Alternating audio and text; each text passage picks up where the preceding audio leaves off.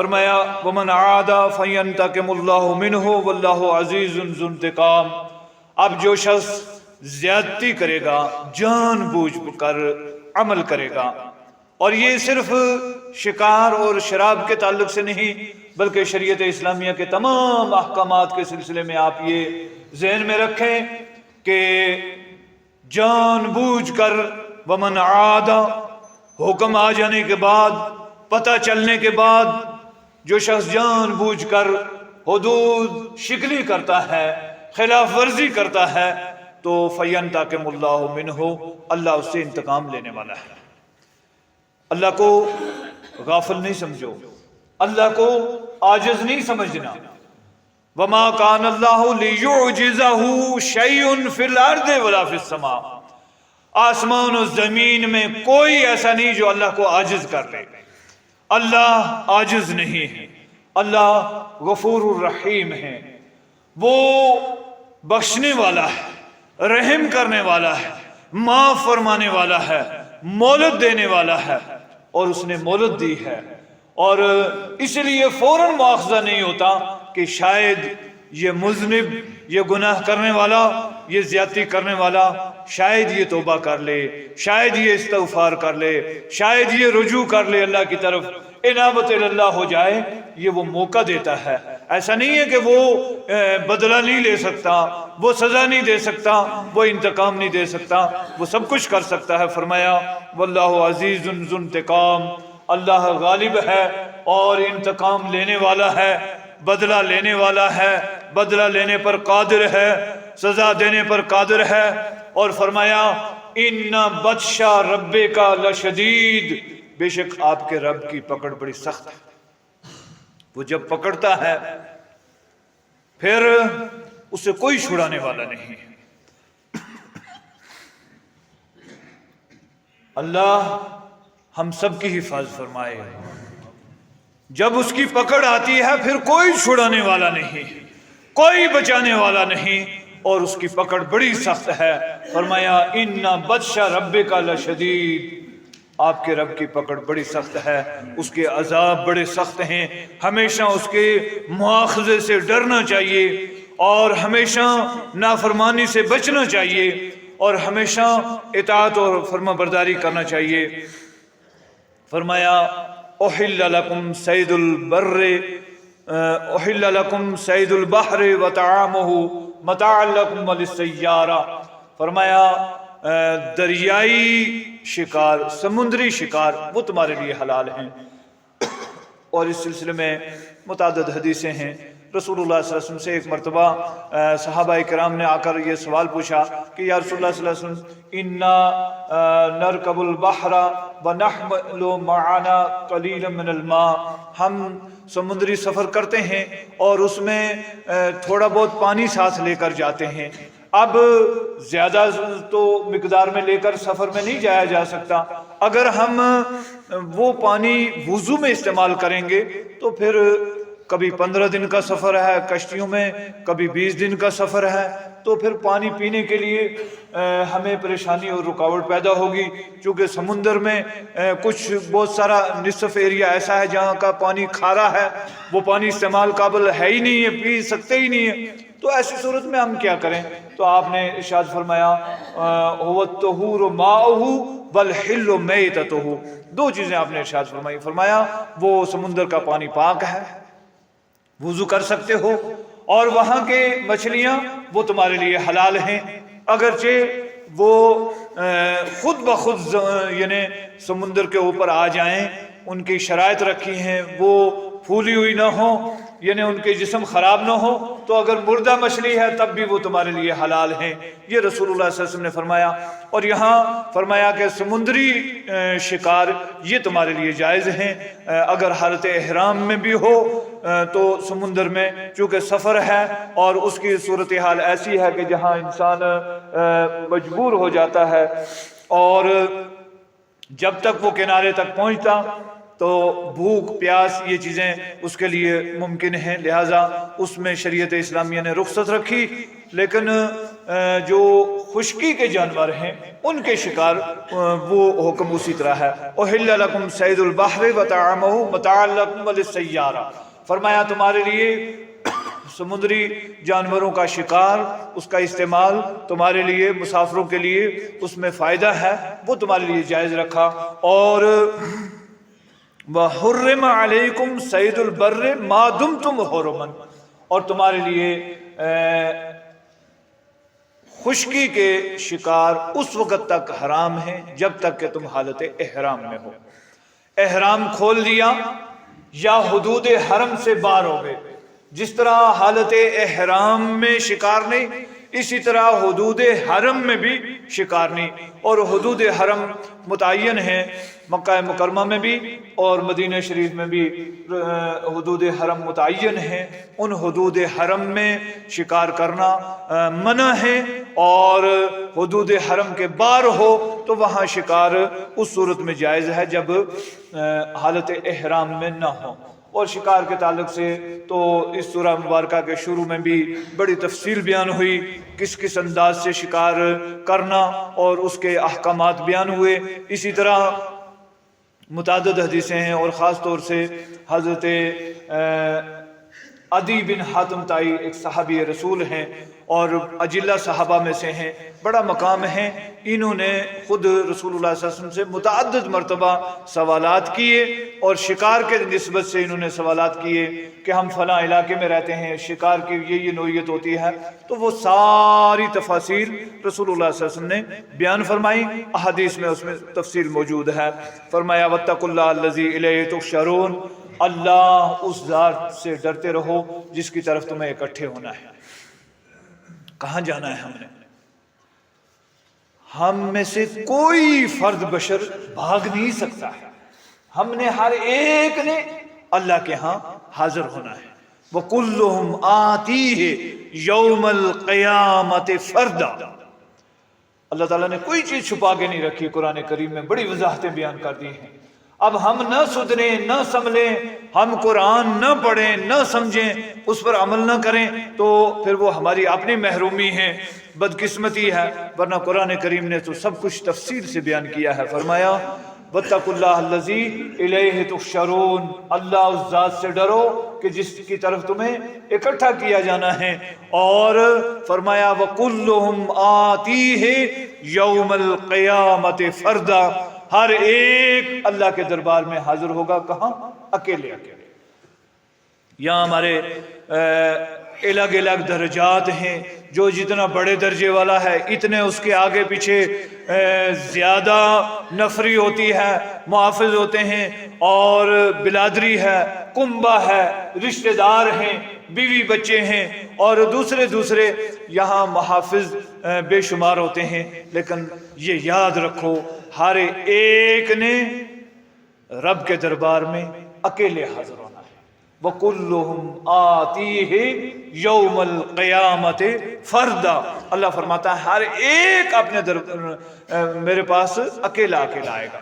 اور وہ تو قیامت کے دن کی تفصیل بیان کی گئی ہے نا، یہاں ہی دیکھ لو، جب کوئی فوت ہوتا ہے، موت تو برحق ہے، اور یہ ایک ایسی حقیقت ہے کہ جس کو کوئی جھٹلا نہیں سکتا، ہم روزانہ اپنی آنکھوں کے سامنے دیکھتے ہیں، اپنے ہاتھوں سے دفناتے ہیں۔ اس ہفتے میں بھی بڑے لوگ فوت ہوئے، اللہ تعالیٰ تمام متوفیوں کی مغفرت فرمائے، بڑی تاریخی شخصیات گئی دنیا سے۔ تو ہر ایک قبر میں اکیلا رکھا جاتا ہے، کوئی باپ، بیٹا، بھائی، بیوی، خامد، قریبی، مالدار، غریب، امیر، کوئی کسی کی قبر میں جا کر ایک دن کے لیے بھی لیٹنے کے لیے تیار نہیں ہوتا۔ جب قبر میں رکھا تو اکیلے رکھا ہے اور خالی ہاتھ رکھا ہے، کروڑ پتی ہے، ارب پتی ہے، دنیا کی اتنی دولت ہے جس کا شمار نہیں، حلال کی ہے حرام کی ہے کوئی پتہ نہیں، لیکن اکیلے گیا اور خالی قبر میں کفن کی چادریں اور کوئی چیز ساتھ نہیں ہوتی۔ تو فرمایا واتقوا اللہ الذی الیہ تحشرون، اس اللہ سے ہمیشہ ڈرتے رہو، ہر حال میں ڈرو اور ہر وقت ڈرو کہ جس کے سامنے تمہیں پیش کیا جانا ہے، جس کے سامنے حاضر ہونا ہے۔ جعل اللہ الکعبۃ البیت الحرام قیاما للناس والشہر الحرام والہدی والقلائد. یہاں یہ چار چیزیں بیان ہوئی ہیں. فرمایا اللہ نے کعبۃ اللہ کو عزت اور ادب والا گھر بنایا ہے. اس کی نسبت اللہ تعالیٰ نے اپنی طرف فرمائی. جعل اللہ کعبۃ البیت الحرام، یہ حرمت والا گھر ہے. روئے زمین پر سب سے پہلا گھر جو اللہ کی خالص عبادت کے لیے بنایا گیا وہ کعبۃ اللہ ہے. اور زمین بننے سے پہلے بھی تاریخی روایات میں آتا ہے کہ اس جگہ کی ایک نمایاں حیثیت ہے. یہاں پانی پر ایک جس طرح غبارہ ہوتا ہے اس انداز کا غبارہ تھا پانی پر جہاں کعبۃ اللہ ہے جب ابھی زمین نہیں بنائی گئی تھی. اور روئے زمین کا یہ مرکز ہے، سینٹر ہے. اور اللہ رب الجلال نے اس جگہ کو بڑی عظمت اور بڑا شرف عطا فرمایا ہے. ان اول بیت وضع للناس للذی ببکۃ مبارکا وہدی للعالمین. اس کو کعبۃ اللہ کو ادب والا گھر، احترام والا گھر قرار دیا. لہذا کعبۃ اللہ میں یعنی حدود حرم میں کوئی شکار کرنا بھی منع ہے. اور وہاں یہاں تک حرمت ہے کہ اگر کوئی اپنے باپ کا قاتل بھی حدود حرم میں مل جائے تو اس کے ساتھ کوئی لڑائی جھگڑا اور کوئی تعرض نہیں کرنا، اس سے نہیں پوچھنا. اور فرمایا جعل اللہ الکعبۃ البیت الحرام، حرمت والا گھر اللہ رب الجلال نے اس کو عزت والا گھر بنایا. اور قیاما للناس، لوگوں کے قیام کے لیے بنایا. بیت اللہ کے سلسلے میں دوسری جگہ ارشاد گرامی ہے سواء العاکف فیہ والباد، وہاں کا مقامی باشندہ اور باہر سے آنے والا وہ سب وہاں برابر ہے. کوئی عبادت میں کسی کے لیے کوئی تخصیص نہیں ہے کہ وہاں کا بادشاہ ہے اور یہاں کا بھکاری ہے. وہ ایک ہی انداز میں طواف کریں گے، ایک ہی انداز میں نماز ادا کریں گے. جو حقوق اس کو حاصل ہیں کعبۃ اللہ میں وہ اس کو حاصل ہیں. فرمایا یہ سارے کے سارے اس میں برابر ہیں. اور قیاما للناس، اللہ رب الجلال نے اس کو بنایا ہے. اس کے بہت سارے مفاہیم بیان ہوئے ہیں. ان میں سے دو موٹی باتیں، ایک یہ کہ وہاں ٹھہرنے کی جگہ، اور دوسرا یہ کہ کعبۃ اللہ بیت اللہ محفوظ ہے، قائم ہے تو دنیا قائم ہے. کعبۃ اللہ محفوظ ہے، قائم ہے تو دنیا قائم ہے. جب کعبۃ اللہ محفوظ نہیں رہے گا، کعبۃ اللہ قائم نہیں رہے گا، پھر دنیا بھی قائم نہیں رہے گی. جعل اللہ الکعبۃ البیت الحرام قیاما للناس. جمعہ میں ٹائم بڑا مختصر ہوتا ہے. والشہر الحرام، اور حرمت والے مہینے، 4 مہینے حرمت والے ہیں، ان کا بھی احترام بتایا ہے.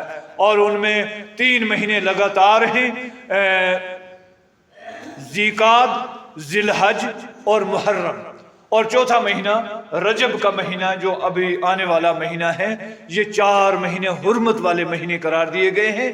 اور قرآن کریم میں وضاحت ہے کہ یہ 4 مہینے اس دن سے حرمت والے مہینے ہیں یوم خلق السماوات والارض، جب سے اللہ نے آسمان و زمین کو پیدا کیا. منہا اربعۃ حرم ذالک الدین القیم فلا تظلموا فیہن انفسکم. ان میں اپنے اوپر کوئی ظلم نہ کرو. قتال، جدال، ساری چیزیں اس میں منع ہیں. مختصر والشہر الحرام والہدی، اور قربانی کا جانور. قربانی کے جانور بھی احترام والے ہیں، قربانی کے جانور کی بھی ادب ہے، قربانی کے جانور بھی عزت والا ہے، اور اس کی بھی اہمیت ہے، اس کی بھی شان ہے. اس لیے رسول اللہ صلی اللہ علیہ وسلم نے قربانی کے جانور کے سلسلے میں شرائط متعین فرمائی ہے کہ قربانی کا جانور کیسا ہونا چاہیے. سب سے پہلے حلال طیب پاکیزہ پیسہ ہونا چاہیے، حرام نہیں ہونا چاہیے. میں کل وہاں کسی اس میں پڑھ رہا تھا، ایک صاحب فتویٰ دے رہے تھے اور وہ کہہ رہے تھے جی سود مکمل حرام ہے اور اس کا صدقہ کرنا واجب ہے. سود کی رقم کا صدقہ کرنا واجب ہے. ایک طرف حرام ہے اور دوسری طرف کہتے ہیں جی یہ واجب ہے. یعنی کتنی جہالت کی بات ہے. حرام اللہ قبول نہیں کرتا ہے. ان اللہ طیب لا یقبل الا طیبا، اللہ پاک ہے اور پاک کو ہی قبول کرتا ہے. سود کی رقم نجس ہے، اس کا خیرات کرنا یا صدقہ کرنا یا پھر یہ کہنا کہ یہ واجب ہے، یہ عظیم ترین جہالت ہے. اور ایسے ایسے مفتی بنے ہوئے فتوے دیتے ہیں. تو سب سے پہلے رقم حلال طیب ہونی چاہیے، نیت خالص اللہ کی رضا اور خوشنودی ہونی چاہیے. پھر اس جانور کے سلسلے میں شرائط بیان کیے ہیں اللہ کے رسول صلی اللہ علیہ وسلم نے کہ قربانی کا جانور کیسا ہونا چاہیے. اب یہ قربانی کا جانور اور خاص طور سے کعبۃ اللہ میں جو جانور لے جائے جاتے تھے، فرمایا ان کو راستے میں تنگ کرنا، پریشان کرنا، چوری کرنا یا اس کے سلسلے میں کسی قسم کی کوئی بھی کوتاہی کرنا، اس سے روکا گیا. والقلائد، اور پٹے والے اونٹ. یہ پٹے کی جو بات ہے نا، یہ ایک بڑے ادب سے میں عرض کروں گا. دو چیزیں اللہ رب الجلال نے انسان کو اشرف المخلوق بنایا ہے، اور سورہ بنی اسرائیل میں اللہ رب الجلال نے 15ویں سپارے میں یہ ارشاد فرمایا وَلَقَدْ كَرَّمْنَا بَنِي آدَمَ وَحَمَلْنَاهُمْ فِي الْبَرِّ وَالْبَحْرِ وَرَزَقْنَاهُمْ مِنَ الطَّيِّبَاتِ وَفَضَّلْنَاهُمْ عَلَى كَثِيرٍ مِّمَّنْ خَلَقْنَا تَفْضِيلًا. ہم نے انسان کو عزت والا بنایا اپنی ساری مخلوق میں. انسان کو سب سے افضل مخلوق بنایا. انسان اللہ کی مخلوق میں سب سے بہتر مخلوق ہے. اور اس آیت میں اور متعدد آیات میں انسان کی فضیلت، شرف، بہتری، بزرگی وہ بیان کی ہے. جو عنایات اللہ نے فرمائی ہیں انسان کو، ان عنایات کا ذکر فرمایا ہے. لفظ تقلید انسان کے ذکر میں اللہ تعالیٰ نے قرآن پاک میں بیان نہیں کیا. لفظ تقلید بہت لوگ اس پر فخر کرتے ہیں کہ ہم مقلد ہیں. لفظ تقلید یہ اللہ رب الجلال نے انسان کے لیے استعمال نہیں کیا ہے. یہاں جانوروں کے ضمن میں آتا ہے، اور قلادہ جانور کے گلے میں ڈالا جاتا ہے. مائی عائشہ صدیقہ رضی اللہ تعالیٰ عنہ بیان فرماتی ہیں کہ میں نے رسیاں بٹی، تیار کیا وہ قلادہ جو قربانی کا اونٹ اللہ کے رسول صلی اللہ علیہ وسلم لے کر جا رہے تھے اس کے گلے میں ڈالنے کے لیے. اپنے سماج میں، معاشرے میں ہم دیکھتے ہیں کہ کنڈی کہہ لو یا ٹلی کہہ لو یا جو بھی رسی کہہ لو، یہ جانوروں میں گلے میں ڈالے جاتے ہیں. لاڈ لگا کر، کنڈی پکڑ کر جانوروں کو ٹورا جاتا ہے، ادھر ادھر لایا لے جایا جاتا ہے. انسان کسی کو گلے سے اس طرح پکڑ کر نہیں لے جایا جاتا. اس لیے یہ لفظ اللہ رب الجلال نے انسانوں کے ضمن میں استعمال ہی نہیں کیا. قرآن کریم میں 2 جگہ یہ لفظ آیا، اور اسی سورہ مبارکہ میں سورہ مائدہ میں شروع میں بھی ہے، یہاں بھی ہے. یہ انسانوں کے لیے استعمال نہیں ہوا، اس لیے اس پر فخر نہیں کرنا ہے. انسانوں کے لیے جو لفظ استعمال ہوئے ہیں قرآن کریم میں وہ ہوئے ہیں اتباع اور اطاعت. 15 سے زیادہ آیتیں ہیں جن میں اللہ رب الجلال نے فرمایا اطیعوا اللہ و اطیعوا الرسول، اطاعت کرو اللہ کی اور اطاعت کرو رسول اللہ کی. اور اعلان ہوتا ہے اتبعوا ما انزل الیکم من ربکم، اتباع کرو اس چیز کی جو تمہاری طرف نازل کی گئی تمہارے رب کی طرف سے.